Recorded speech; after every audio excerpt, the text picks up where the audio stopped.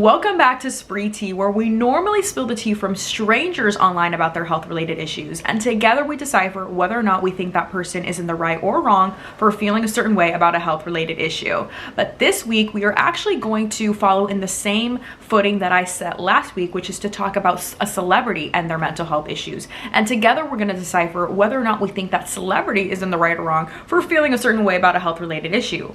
Last week, we talked about Jennifer Lopez and Ben Affleck's divorce and whether or not we thought it was right or wrong for them to divorce and for Ben Affleck to feel this pressure from her and also for her to drag him to these events given that he's an alcoholic. So we talked about alcoholism and more so health and wellness in terms of diet, addiction, mental health, all of that. And today we're also going to kind of fall in a similar theme in that we're going to talk about mental health, specifically Chappell Roan and her recent mental health struggles. Because in case you didn't know, you guys, and in case you're living under a rock, Chappell Roan has recently reached mainstream success, and she's kind of like this overnight sensation.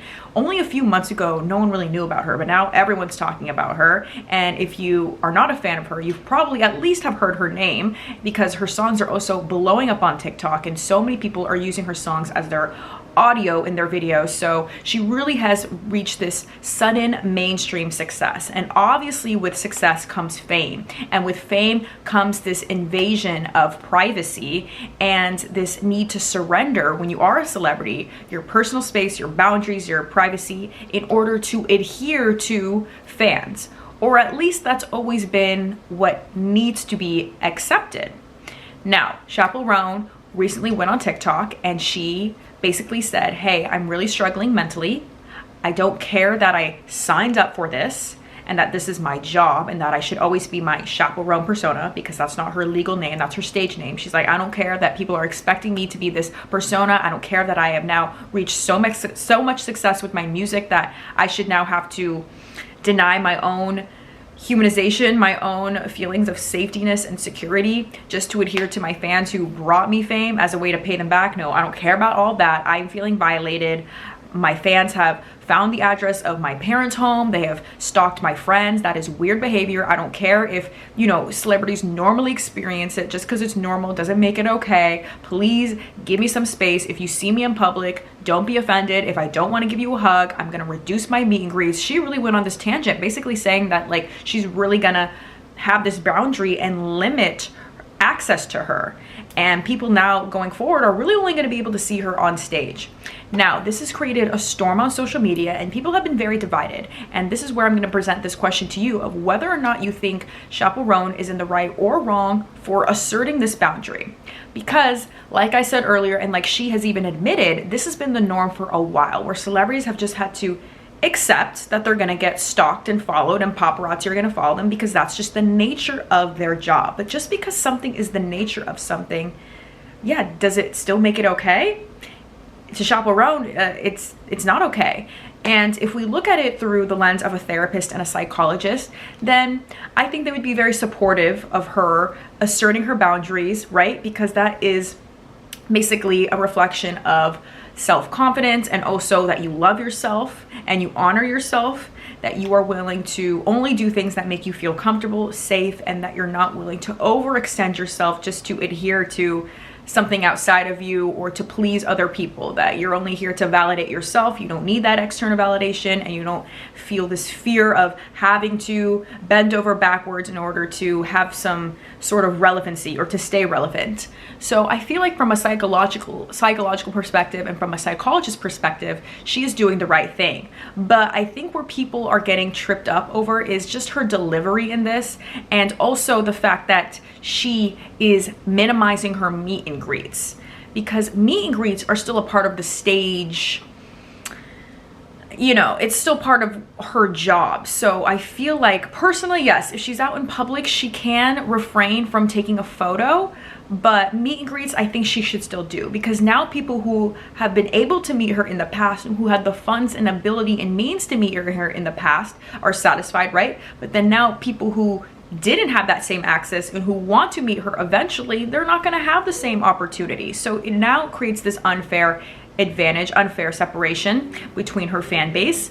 And also back to people coming up to her in public. I can understand her not wanting to take a photo with him. That is definitely her right, and people shouldn't feel entitled to take photos with them. But honestly, I feel like, and maybe this is just more easier said than done, and maybe I haven't really been through fame in order to really empathize with her, but I still feel like if they're asking for a photo, she should take it. I don't think it takes that much more extra effort.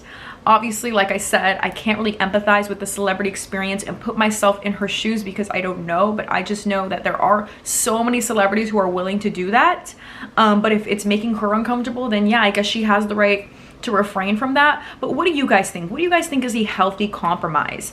Because like I said, the fact that she's taking away meet and greets and minimizing them, that's still part of her job. So she's kind of diminishing her job's work now when she just went on this tangent saying that she's only going to stick to minimizing and protecting herself in a personal way. So I think that's unfair. But what do you guys think about fans going up to her in public? Do you think that they should still have the right to take a photo with her if they ask her?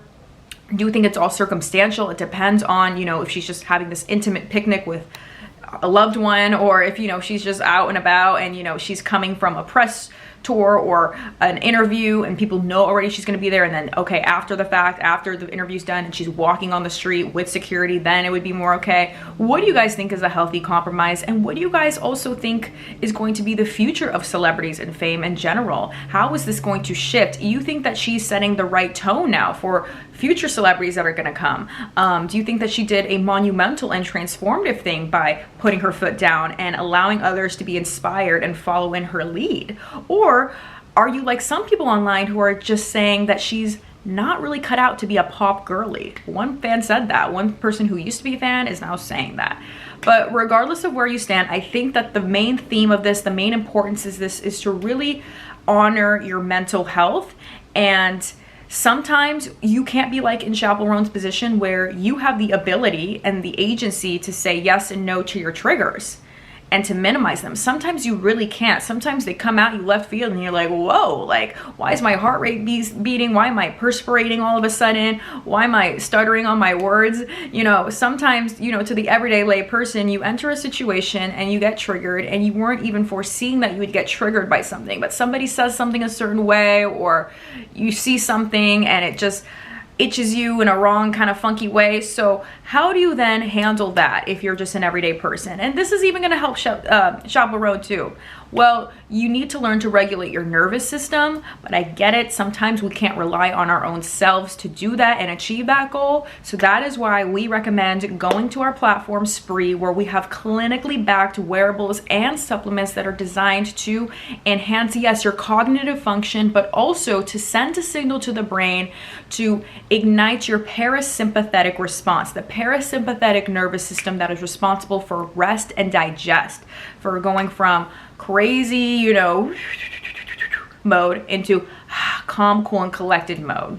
And that is through vagal nerve toning. So we have one device in particular called the Sensei, and another the Apollo wearable, that achieves this goal through vibrations and touch therapy. You wear it on your chest, but the Apollo wearable you wear it on your wrist, and both send soothing vibrations that have been clinically proven to send a signal to the brain to activate the parasympathetic nervous system.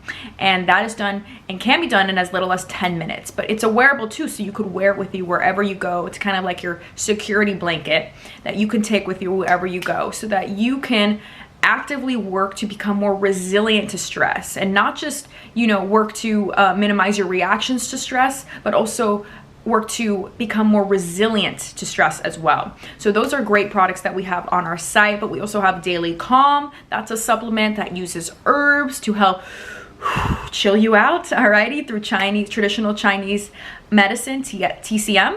So we have that on our site as well. But yeah, if you just go to our brain health category, you will find so many great products that are, once again, clinically backed, have been put through trials, and have been proven to show efficacy and result with heart rate variability, with breath rate, and with just feeling more zen, calm, cool, and collected as a whole. Alrighty, but that is today's video. Let me know your thoughts down below, and we'll see you next time. Bye.